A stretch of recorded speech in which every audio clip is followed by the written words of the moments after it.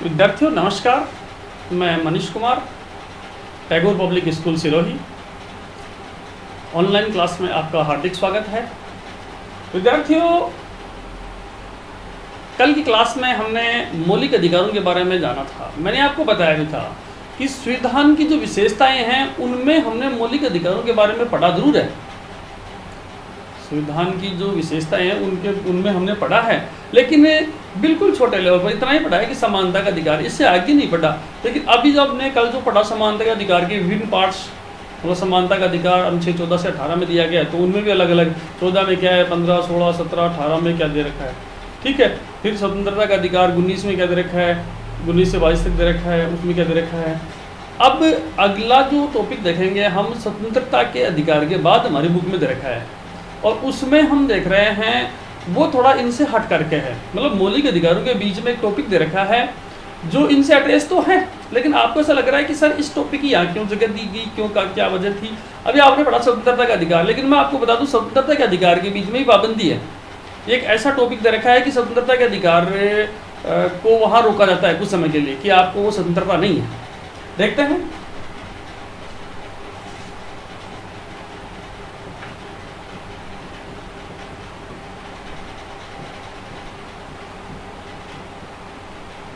निवारक नजरबंदी। अभी मैंने आपको पिछले टॉपिक में बताया था बंदी प्रत्यक्षीकरण, ये उससे उलट है। हालांकि मैंने आपको बताया था कि मैं इसका डिस्क्रिप्टिव लेवल का अध्ययन करूंगा, किसका, बंदी प्रत्यक्षीकरण का। ये है निवारक नजरबंदी। आप कहेंगे सर निवारक नजरबंदी है क्या समस्या, मैं आपको बता दूं। अक्सर हम क्या देखते हैं, एक परिभाषा बता रहा हूं आपको इसकी थोड़ी सी, कि सिद्धांततः किसी व्यक्ति को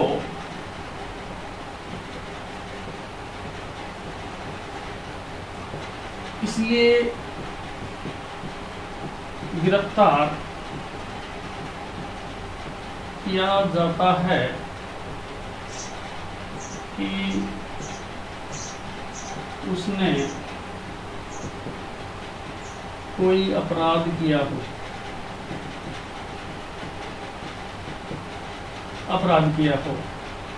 परंतु निवारक नजरबंदी के तहत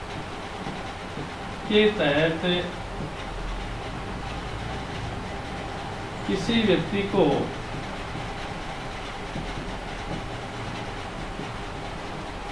इसलिए गिरफ्तार किया जाता है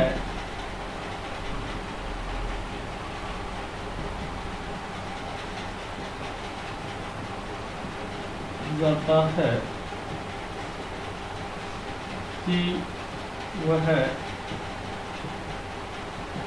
अपराध करने वाला है। विद्यार्थियों एक बार फिर से समझो इसको, क्या कर रहे हैं कि निवारक नजरबंदी सिद्धांत है, मतलब सिद्धांत रूप में किसी व्यक्ति को इसलिए गिरफ्तार किया जाता है कि उसने कोई अपराध किया है, मतलब अपराध कर चुका हो, कोई भी अपराध किया है या अपराध में संलग्न है या उसका नाम आ रहा हो, तो इसको गिरफ्तार किया जा सकता है, अन्यथा नहीं।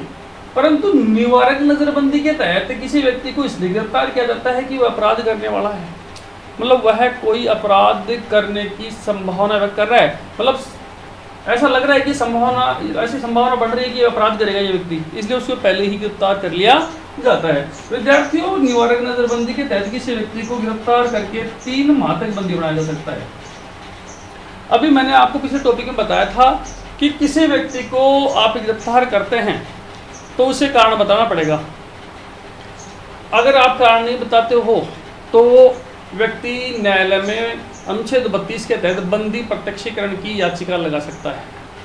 परंतु आपको जानकारी के लिए एक चीज़ बता दूं विद्यार्थियों, निवारक नजरबंदी एक ऐसा सिस्टम है, एक ऐसी व्यवस्था है सरकार की कि उसके तहत किसी भी व्यक्ति को संभावना के आधार पर गिरफ्तार कर लिया जाता है, तथा 3 माह तक बिना बताए आप न तो न्यायालय में बंदी प्रत्यक्षीकरण याचिका लगा सकते हैं इसके लिए, और ना ही आप कारण जान सकते हैं कि मुझे गिरफ्तार क्यों किया गया है। यह है बंदी प्रत्यक्षीकरण। तो अक्सर यही कहा गया है भारतीय राजनीति में कि निवारक नज़रबंदी का अक्सर रसूखदार लोग या ताकतवर जो राजनेता हैं चुनाव के समय इसका दुरुपयोग करते हैं, जो हम आगे अध्ययन करेंगे। देखते हैं।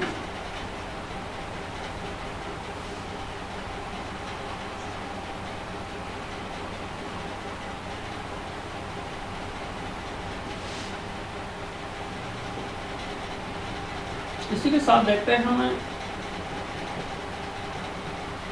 राष्ट्रीय सुरक्षा कानून। सर ये क्या है? अक्सर हमें कई बार अखबार मैगजीन्स में पढ़ते हैं कि साहब फला क्षेत्र में राष्ट्र लगा दिया। राष्ट्र सुरक्षा कानून की मतलब राष्ट्र की फुल फॉर्म है राष्ट्र सुरक्षा कानून। अब कहेंगे सर ये कानून कब बना? ये सर 1980 में बना था विद्यार्थी। सर क्यों बना? इस कानून की क्या जरूरत थी? ये कानून क्यों लगाया जाता है? अगर किसी भी क्षेत्र में जातीय, धार्मिक या फिर सांप्रदायिक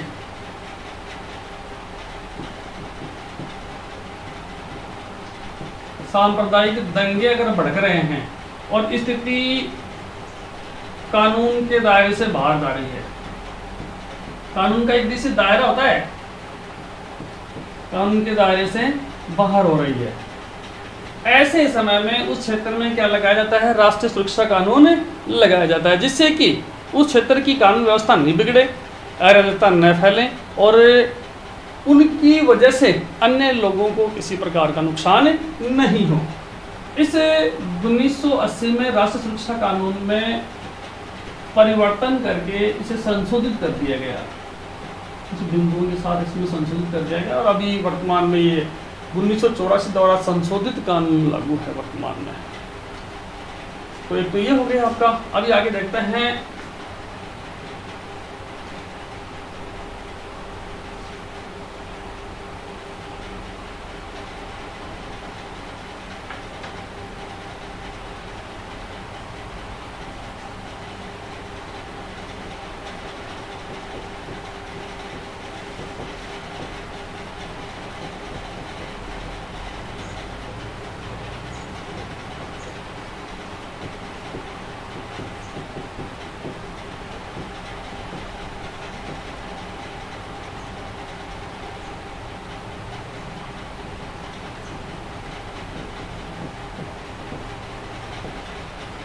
गैर कानूनी गतिविधियां। देखो एक शब्द आ रहा है गैर कानूनी। एक तो होता है कानूनी, मतलब कानून के नजर में सही हो। एक होता है गैर कानूनी, मतलब कानून को छोड़ करके, मतलब कानून का जो नजरिया है, कानून का जो दायरा है उससे आगे, तो वो गैर कानूनी हो गया। मतलब कानूनी और गैर कानूनी। तो कहने का मतलब है किसी भी गैर कानूनी गतिविधियों के लिए अध्यादेश, कोई भी गैर कानूनी गतिविधि होगी कानून के दायरे से बाहर है वो। जैसे आतंकवाद, क्या आप आतंकवाद या आतंकवाद की संबंधित कोई भी गतिविधि, आतंकवाद या आतंकवाद संबंधित कोई भी गतिविधि है, क्या आप उसे कानूनी मानेंगे? नहीं, आप उसे कानूनी नहीं मान सकते। आतंकवाद या आतंकवाद से संबंधित कोई भी गतिविधि है, एनीवन, आतंकवाद से संबंधित कोई भी गतिविधि है वो कैसे होती है? गैर कानूनी होती है। वो कैसे होती है? गैर कानूनी। इनके लिए शॉर्ट में एक बता दूं मैं, जिसे बोला जाता है पोटा।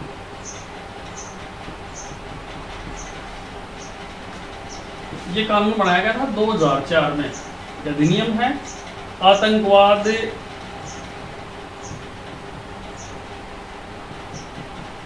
गतिविधि निरोधक अधिनियम।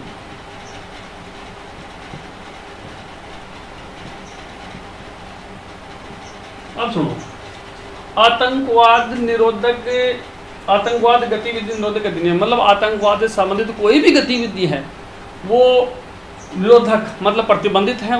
आप किसी भी प्रकार की आतंकवादी गतिविधि नहीं कर सकते। और इसके लिए 2004 में कानून बन गया, जिसे हम संक्षिप्त रूप में पोटा कहते हैं। ठीक है, चलो आगे देखते हैं।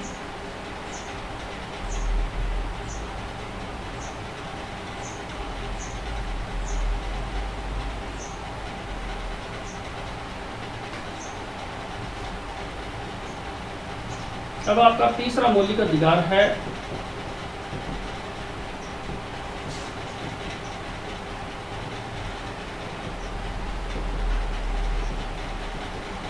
शोषण के विरुद्ध अधिकार। शोषण के विरुद्ध अधिकार, इसका उल्लेख अनुच्छेद 23 और 24 में किया है। किसका? शोषण के विरुद्ध अधिकार।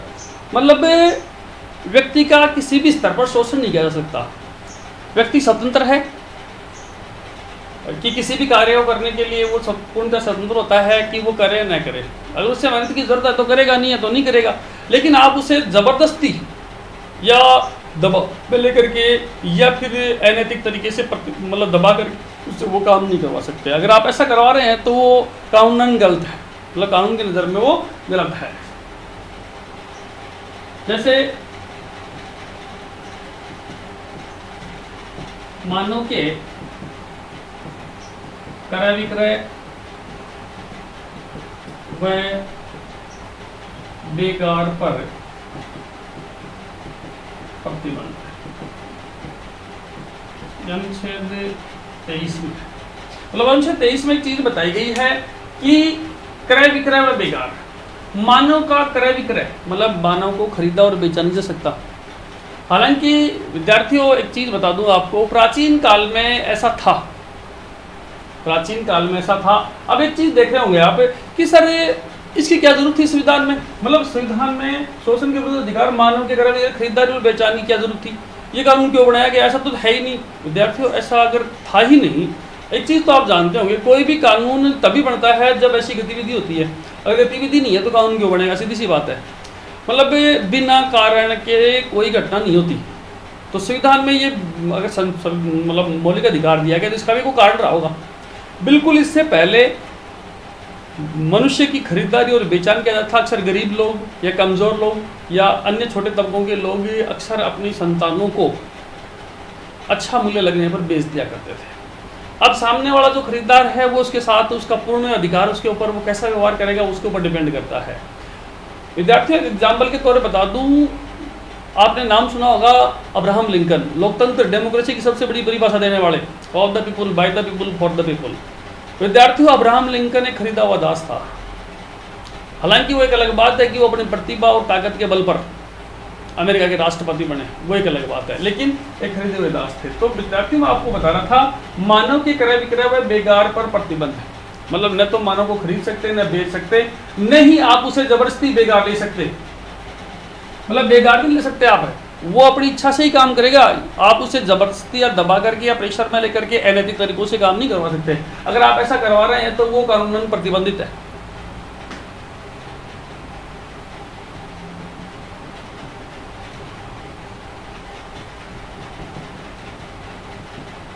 बाल श्रम का निषेध, और ये है अनुच्छेद 24। विद्यार्थी एक चीज पढ़ी होगी आपने कि छोटे बच्चों को, इसमें आयु दे रखी है 14 वर्ष। 14 वर्ष से कम का कोई भी स्टूडेंट है, उसकी उम्र आपने पढ़ी होगी कि उसकी उम्र है पढ़ने की, और इस समय उससे आप बेगार या किसी प्रकार का काम नहीं करवा सकते। आप किसी भी होटल रेस्टोरेंट या किसी फैक्ट्री में या और भी अन्य किसी जगह पर आप उससे काम नहीं ले सकते जिस बच्चे की उम्र 14 साल है। अगर आप ऐसा कर रहे हो तो इस बाल श्रम का निषेध, मतलब बच्चों से आप श्रम नहीं करवा सकते। अनुच्छेद 24 में इसको पाबंद किया गया है, और आप ऐसा करते हैं तो दंडनीय अपराध है। मतलब उस जगह को, उस फैक्ट्री को या उस रेस्टोरेंट होटल को सीज कर दिया जाएगा अगर ऐसी कहीं भी शिकायत या जानकारी मिल गई तो। ऐसा बाकायदा उल्लेख है, अक्सर हम पढ़ते भी हैं मैगजीन्स में कि आप 14 वर्ष से कम आयु के बच्चे से काम नहीं करवा सकते। आप करवाते हैं तो गलत है।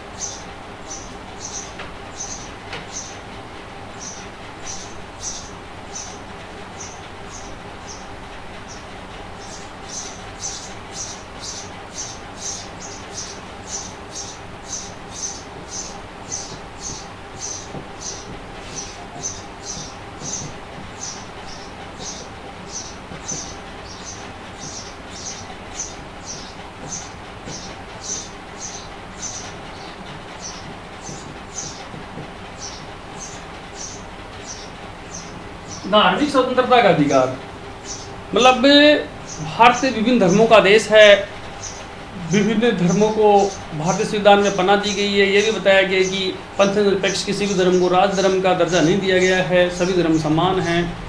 तो इसलिए धार्मिक स्वतंत्रता प्रदान की गई। इसका उल्लेख है अनुच्छेद 25 से 28 में। विद्यार्थियों, कहीं न कहीं धर्म में ये भी बताया गया विश्व में सबसे ज़्यादा धर्मों वाला देश भारतीय है, इसलिए हमें ये अधिकार दिया गया। इसके आगे हम देखेंगे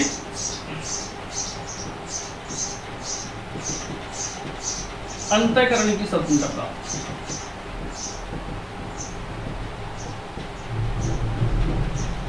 अनुच्छेद 25 अंतःकरण कि आप अपने मन से किसी भी धर्म को अपना सकते हैं। आपके ऊपर किसी प्रकार का कोई प्रतिबंध या कोई पाबंदी नहीं है कि आपको फला धर्म अपनाना पड़ेगा। ये आपका अंतःकरण है, आत्मा है। आप अपनी आत्मा से जिस धर्म को मानेंगे वो आपका है।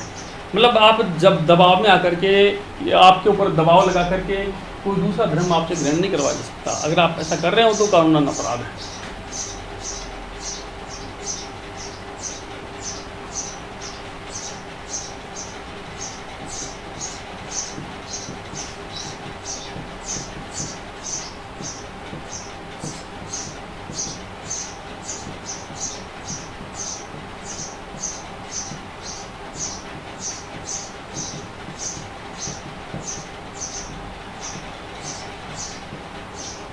धार्मिक मामलों में प्रबंध करने की स्वतंत्रता, मतलब धार्मिक मामलों में आप किसी प्रकार का मैनेजमेंट प्रबंध कर सकते हैं और इस चीज़ की स्वतंत्रता दी गई है।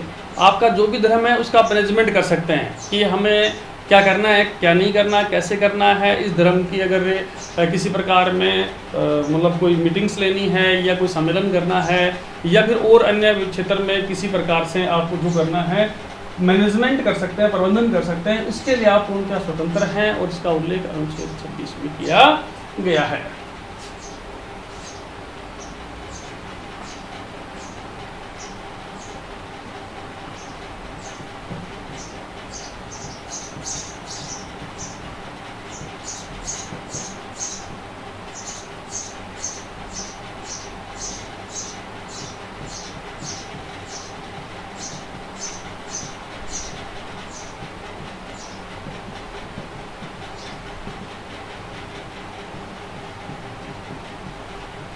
राजकीय संस्थाओं में जो भी गवर्नमेंट इंस्टीट्यूट है, कोई भी गवर्नमेंट इंस्टीट्यूट है, उनमें आप धार्मिक शिक्षा नहीं दे सकते। जैसे मान लो कोई भी सरकारी विद्यालय है या कॉलेज यूनिवर्सिटी जो भी है, उसमें आप धर्म की शिक्षा नहीं दे सकते। अगर आप ऐसा कर रहे हैं तो गलत है, ये कानूनन अपराध है और उस अपराध की सज़ा मिल सकती है आपको। मतलब भारत में पंथनिरपेक्षता को अपनाया गया है, सभी धर्मों को समान माना गया है, इसलिए आप धर्म विशेष के नाम पर किस संस्था में शिक्षा नहीं दे सकते और आप ऐसा नहीं कर सकते। इसके लिए पाबंद किया गया है और इसका उल्लेख अनुच्छेद 28 में किया गया है। अनुच्छेद 27 में जो वर्णित था उसे भारतीय संविधान में हटा दिया गया है।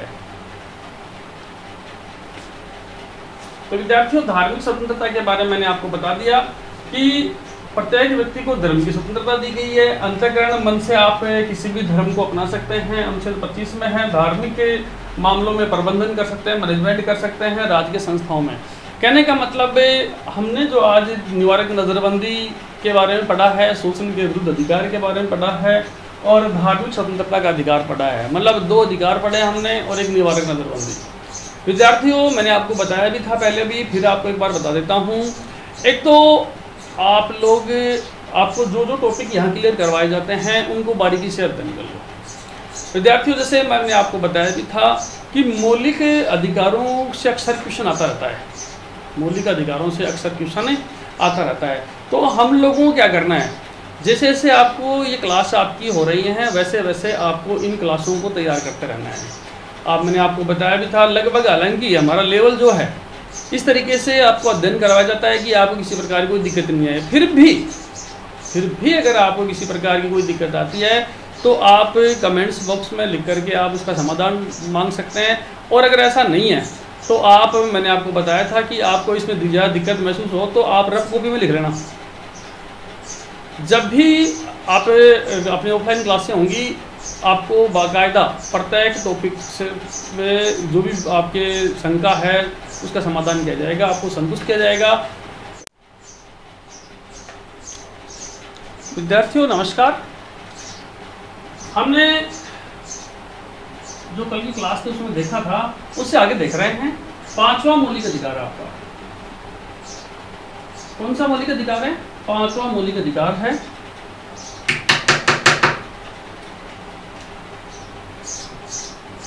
ठीक है, और वो है शिक्षा एवं संस्कृति का अधिकार। अनुच्छेद 29-30 में इसका उल्लेख है। शिक्षा एवं संस्कृति का जो मौलिक अधिकार है, अनुच्छेद 29 से 30 में इसको बताया गया है।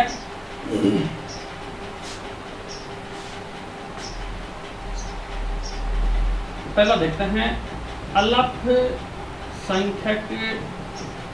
वर्गों के हितों की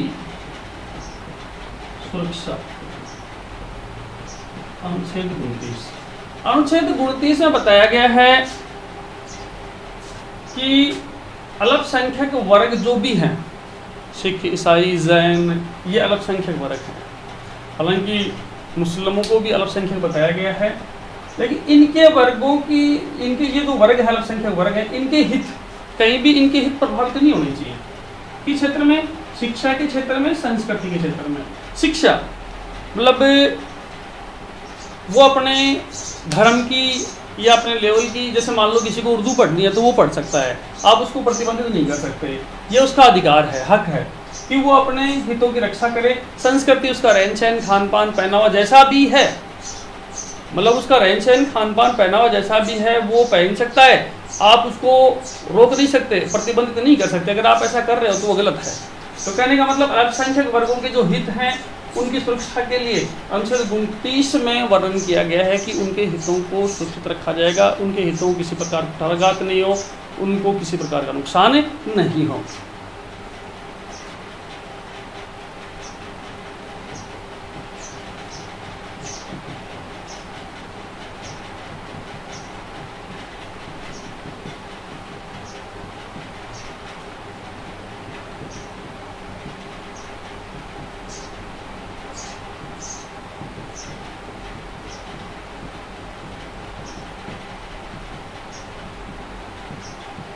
अल्पसंख्यक वर्गों के अनुच्छेद 30। देखो, अल्पसंख्यक वर्गों को शिक्षा संस्थाओं की स्थापना का अधिकार। जो भी अल्पसंख्यक वर्ग हैं, एनीवन, जो भी अल्पसंख्यक वर्ग हैं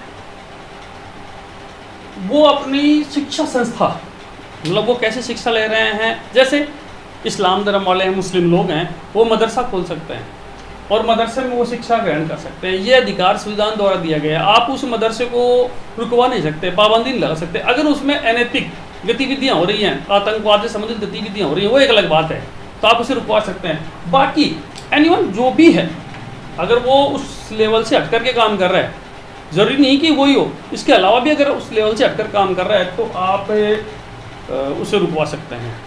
बाकी उसे शिक्षा का अधिकार है, शिक्षा संस्थाओं की स्थापना का अधिकार है और उसमें शिक्षा प्राप्त करने का अधिकार है।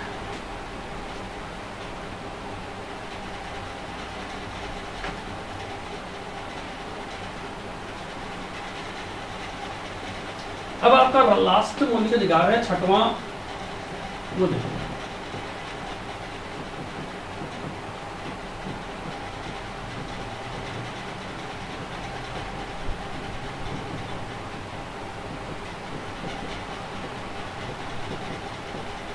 संवैधानिक उपचारों का अधिकार अनुच्छेद 32 में दिया गया है। किसमें दिया गया भाई? अनुच्छेद 32 में। कौन सा अधिकार?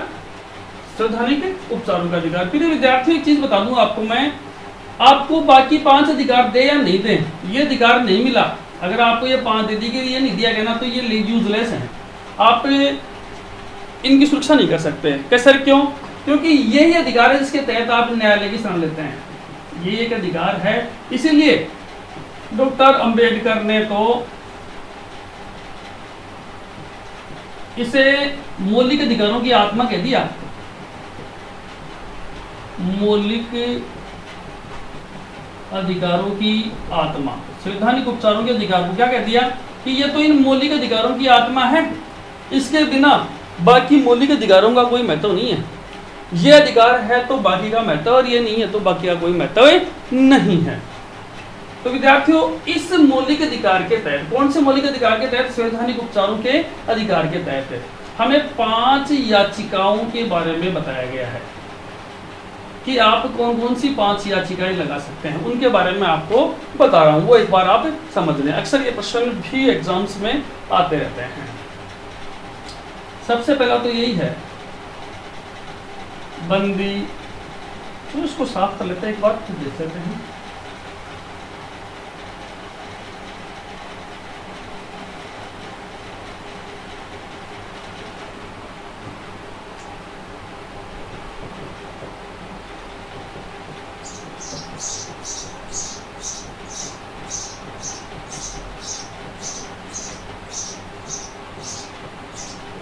पांच याचिकाएं बंदी, प्रत्यक्षीकरण,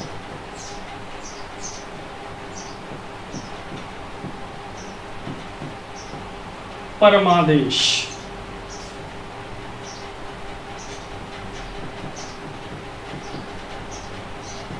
प्रतिषेध लेख,